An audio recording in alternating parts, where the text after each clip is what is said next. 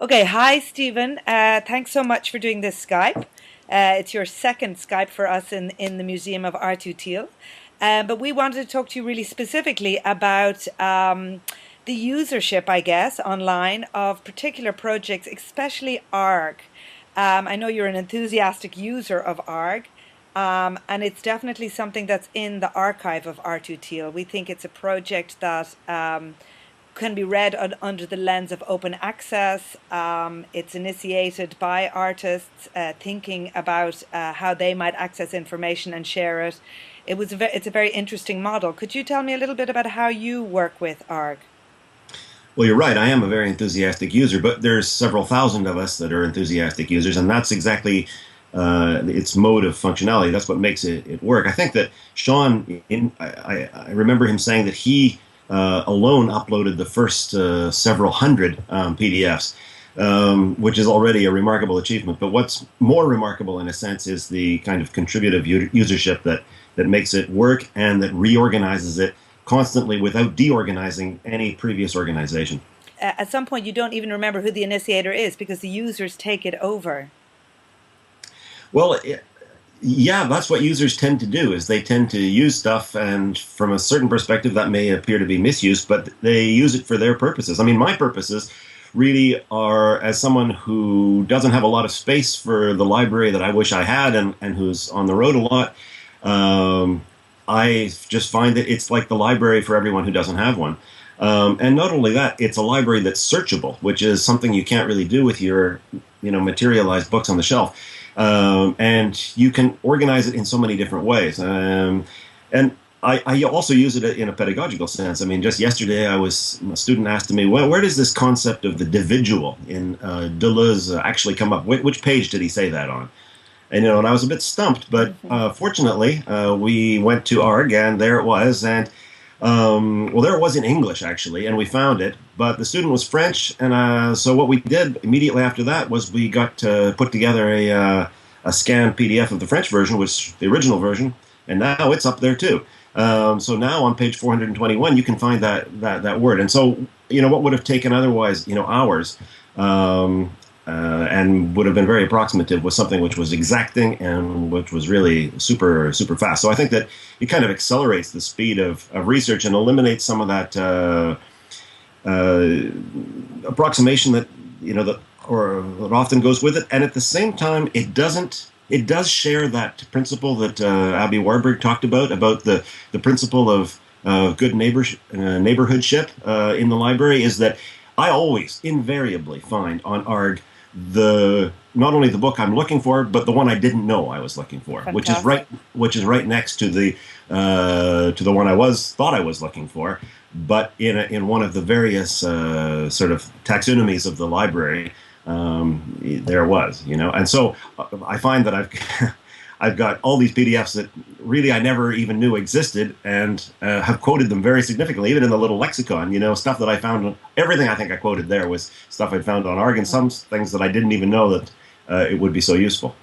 That's really interesting. I mean, I was just thinking as you were talking, and as you know, we've got all of these different strategies that we've identified that you could look at art util from various sort of positions or under the lens of different things. And obviously, open access, this idea of sharing information, providing information is really important.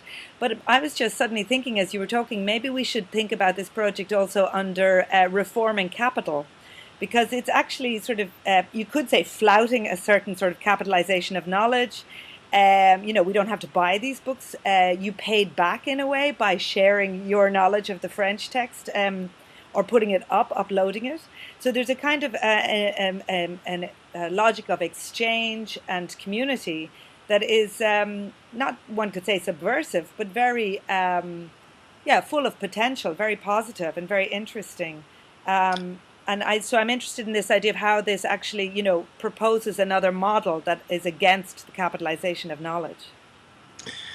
Well, first of all, I think that the way that the way that capital would like to organize the knowledge economy is very much based on the individualization of the consumer, and ARG is based really on a kind of contributive usership. It's not so you could say that readers are consumers, but in the case of ARG, they're also they're also creators because they're creating different organizations of the books and so on. That's true that when we scan these books and upload them, we don't necessarily ask the authors what for their opinion. It's really about a kind of a community. I mean, it is for pragmatic reasons. A closed community. It's relatively easy to join that community, but I think for pragmatic and legal reasons, it has to be a little bit, or it has to appear to be somewhat closed. But when I invite people to join, which I very regularly do, I always make a point of saying, listen, it's not just about, it's do what you want, but the idea could be that you could also contribute and, take some time. If you find a book that's not there and somebody has requested it, just take the time to learn how to scan it and particularly how to compress the scan and then upload it. So it's kind of a technical thing, but it's a kind of a beautiful image of what knowledge sharing could be like and was like before the advent of authorship, before this advent of possessive individualism that is such a dominant ideology now that it doesn't even appear to be an ideology, that I am what I am and I owe nothing to the society for any of that. And I think AARG is an absolute, or is an excellent, as good an illustration as any of how all that we are and all that we have is kind of a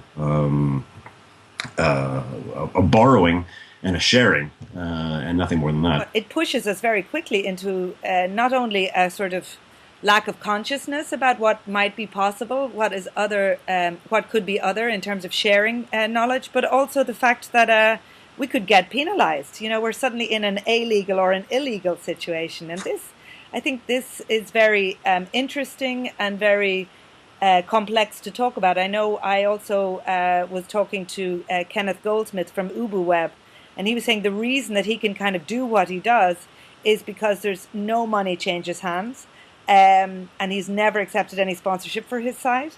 And if you can stay under the radar of economics, there are still times when people come back to him and say, well, you've uploaded this without my permission.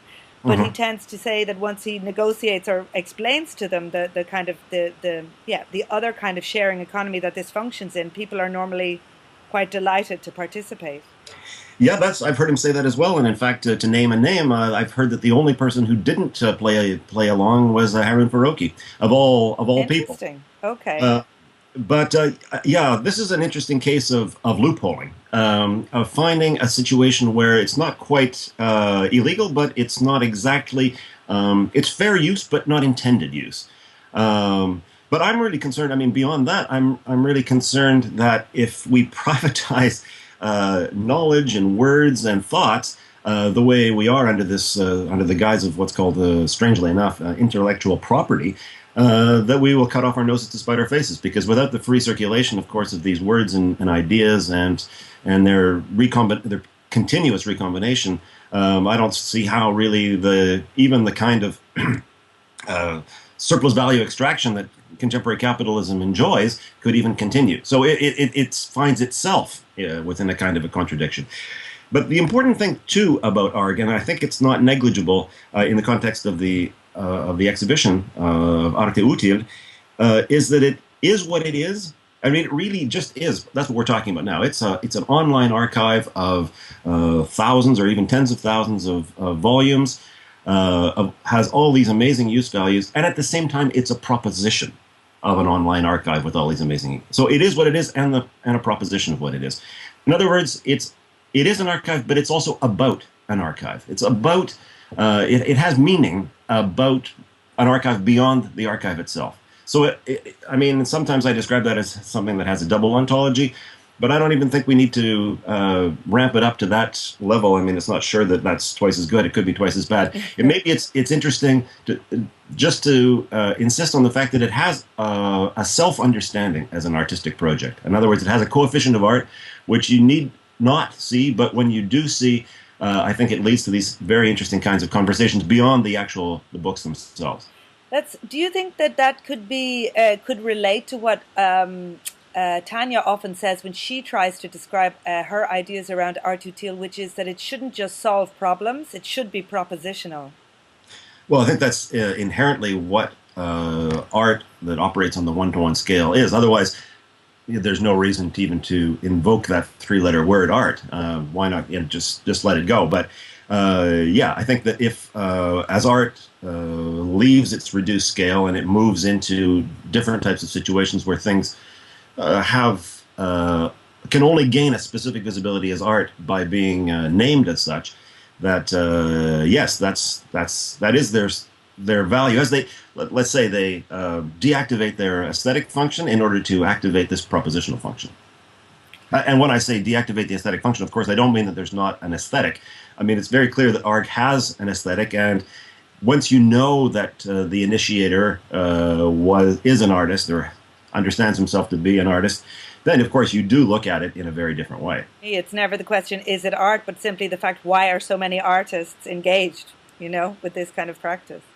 Well, because I think as art has lost its self-evidence, it's opened up into different avenues of knowledge creation and so on. And no matter where art goes at this point, something like AARG is kind of an indispensable and very lightweight suitcase for it to carry some of its conceptual tools with it.